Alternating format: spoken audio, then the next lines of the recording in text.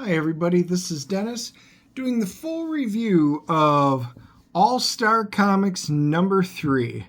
Gardner Fox and Everett Hibbard were the original creators. This came out in December of 1940. So yep, this comic is older than me.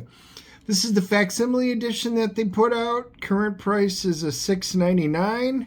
And you guys know from if you check out some of my other Facsimile editions, they basically recreated as the original comic was, with the exception of the current price going up to $6.99, whereas the original was 10 cents. And but you know they do it, so we get a chance to go through. This is the first appearance of the Justice Society of America, the JSA, and this was kind of interesting because they get together for the first time and they basically retell some of their tales.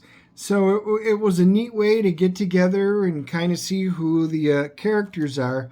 So you can see, like I said, in the facsimiles, they do the original ads. I always love looking through the ads. This is 1940, so, you know, basically a little over 80 years ago. Just to take a look. So then we can see, like I said, with Fox and Hibbard basically doing the entire issue. And they're getting around, they're having a really nice conversation, and then they start, you know, as I mentioned, regaling their tales. So you can see Flash, this is Flash going out, and it goes through and in fun. Today, this would be a very static, you can see, you know, you get 3, 3, and then 2, 3, 3, 2. But at the end, read the Flash each month in Flash Comics. So it was a neat way of them actually promoting their own books. Now we get into Hawkman's tale. So then as we go through, so guys, we're just going to kind of flip through the book. And you can say, this is the reason I do some of these facsimiles. Either the book's something I really enjoyed and that I have the originals on, and this is just a great way to read it.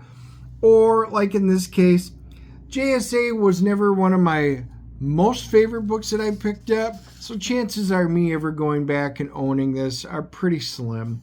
And then we get Hawkman appears each month in Flash Comics. Don't miss it.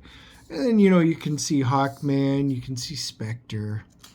And then we get the Spectre story. So it moves right into the Spectre story. So it's like a little anthology here as they kind of go through.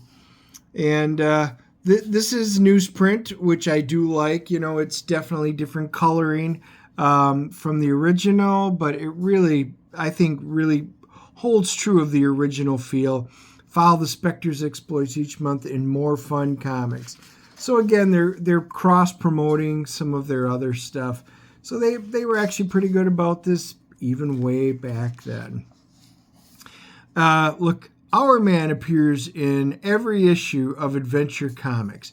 The Red Tornado appears with Scribbly in every issue of All American Comics. They just did a nice job, I think, of, you know, being able to bring this to you. Like I said, I've never actually read this one from an actual comic before, so being able to do it is just kind of neat. There's Our Man, Sandman. Sandman appears in every issue of Adventure Comics. There's Dr.Fate. So we definitely, like I said, you get a hint of all the little characters. What a neat way to first bring together a team back then.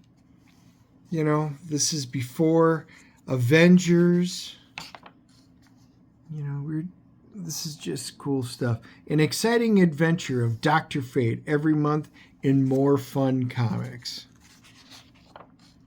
And then Guarding and Airless, a Johnny Thunder story. So look at that. There's actually a little bit of prose in the comic for the Johnny Thunder. Hope you forgive me for interrupting my good friend the Atom from starting his story, Boys and Girls, but I wanted to tell you a little bit about my All-American Flying Club. Look at that. You can cut out that coupon and mail that in and become a member of the Flying Club. Boy, things that I did as a kid, these were the predecessors to them. It's like I said, it's just really neat. Follow the adventures of the Atom every month in All-American Comics.